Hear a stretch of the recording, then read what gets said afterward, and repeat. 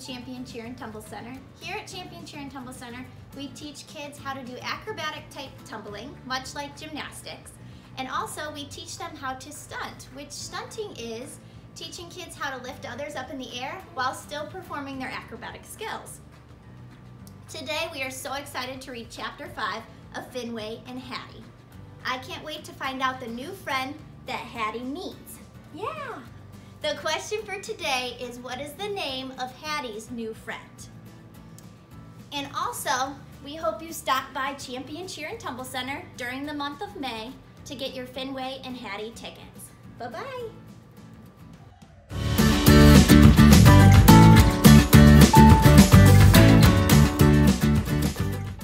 Chapter 5 of Finway and Hattie. When it's morning outside, the doorbell sounds again. Intruders! Watch out, I bark, rushing over. A vicious dog is on patrol. Despite the very obvious risk of danger, Fetchman opens the front door. A lady human is standing on the porch. Next to her is a short human, about the same size as Hattie. She is wearing a cap, exactly like Fetchman's. Only hers has a long wavy tail hanging out the back. Hello, the lady human sings. She's holding a basket that smells like warm muffins with cinnamon. Wowie, I said, barking and running in circles. Muffins, muffins, I love muffins. Muffin Lady laughs, a friendly laugh, and talks for a bit. Neighbor, I hear her say. Food Lady hurries over, full of happy chatter. I hear her say, neighbor, too. She welcomes them inside. I jump on their legs, sniffing furiously. The short human smells amazing, like bubblegum and Fetchman's leather glove. And dogs. Golden Retriever and another breed. I can't quite identify. Muffin Lady smells even more strongly of dogs. Familiar dogs. Food Lady is smiling at Muffin Lady like she's her best friend. Did I mention she's carrying a basket of muffins? And they smell so warm and full of cinnamon. I leap higher and higher. My paws are batting her knee. Fenway. Fetchman scolds. He turns to Muffin Lady and shrugged sheepishly. He's a puppy, I hear him say. Muffin Lady laughs again and says, rambunctious.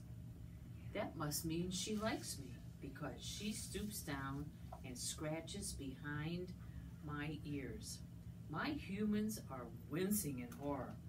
What do they have against a dog making new friends?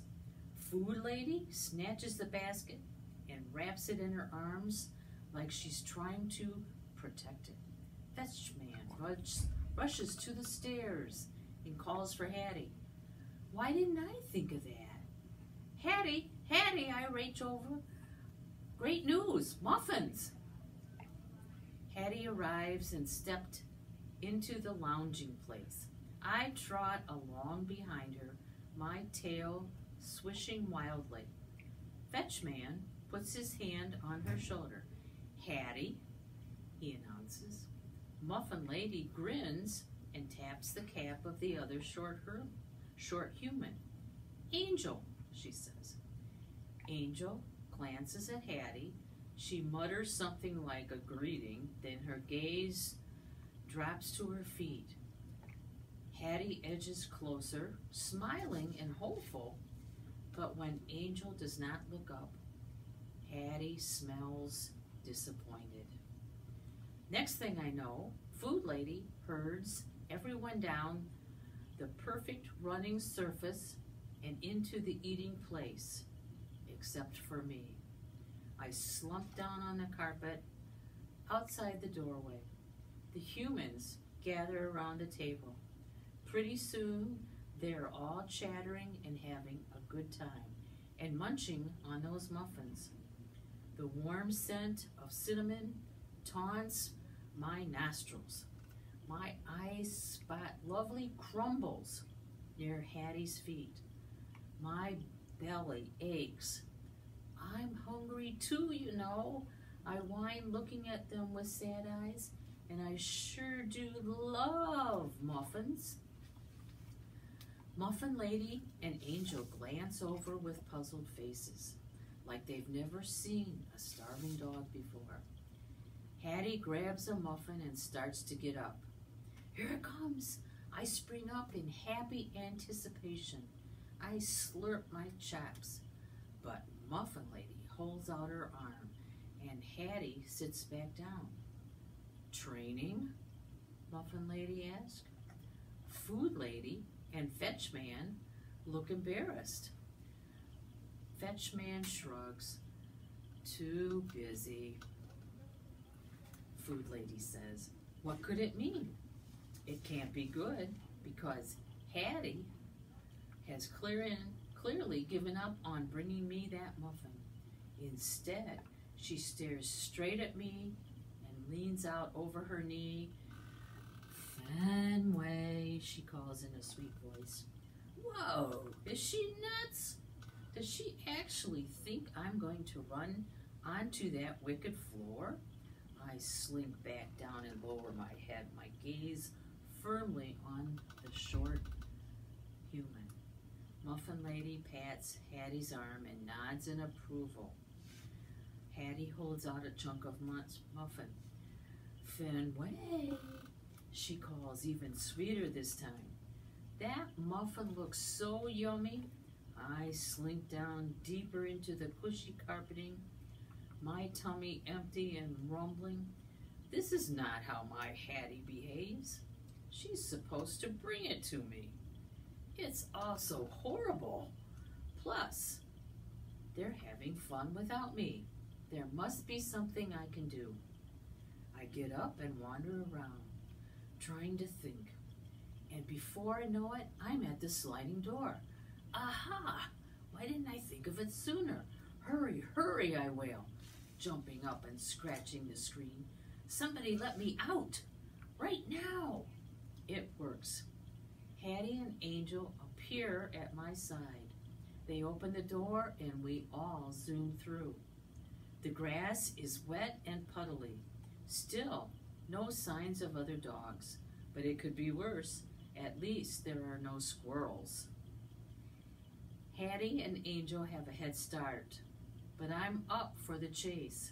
I'm hot on their heels as they run through the grass.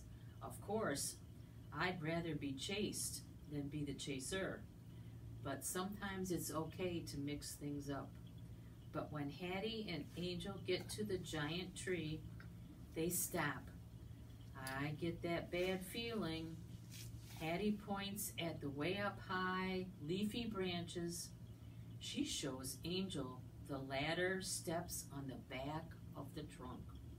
As I'm barreling over, Hattie starts climbing.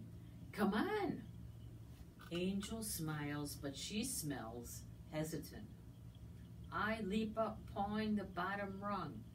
No fair, Hattie, I bark. We can't play chase up there. Come on, Hattie says, again from halfway up the trunk. She's obviously heading for that little squirrel house again. I collapse onto the soggy grass with a groan. Angel sighs and begins climbing up after Hattie. I'm still watching long after the short humans disappear into the leafy leaves. I'm about to go sniff around some more, but then my ears perked up to wonderful jingling sounds. Hooray, hooray, dogs are coming. I get up and trot over to the fence. Through the slats, I see two of them romping around in the dog park next door. They exchanged glances, then looked back at me. What do you mean? We live here, Goldie says. You live in a dog park? Goldie gets irritated.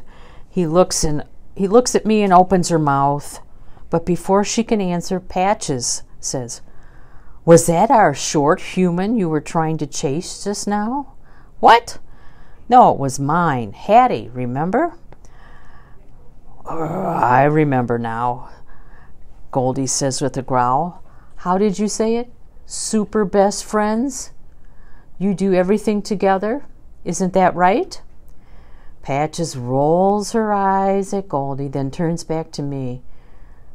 "I meant Angel." "Wow, she's your short human? No wonder she smelled like golden retriever and whatever kind of dog Patches is." "Well, she used to be," Goldie says. I looked at her sideways. "Isn't she still?" "Technically, yes, but things change." Patches lowers her head. "In the beginning, she was fun, a lot like your Hattie. We'd walk to the river and play fetch. I believe it was the pond, and we played frisbee," Goldie corrects. "Facts is," Patches says, a faraway gleam in her eye, "she used to be great. I thought she would always stay that way." Goldie scowls. "I knew it wouldn't last." "As I recall, you were awfully fond of her," Patches says. "We both were." "She had a lot of potential, like most short humans," Goldie says. "It's so tragic," Patches says. "Short humans never stay interested in anything for very long. Sad but true. They go from one thing to another without even looking back. Nowadays, she acts like we're not even there," Patches says with a little yelp in her voice. Goldie paws the ground. She's totally forgotten about the good times we used to have.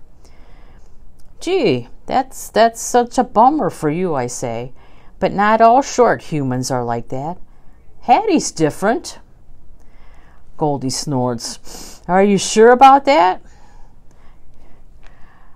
"You don't know her. She's completely devoted to me," I insist. "She is the best short human ever." "Well, maybe that's how it was before," Goldie says, drawing out the last word, "but it doesn't look that way now." "What are you talking about?" I say, but when I gaze up into the giant tree, I have my answer. Hattie's smiling face is poking out of the squirrel house window without me, and a massive boulder crushes my heart. The end of chapter 5.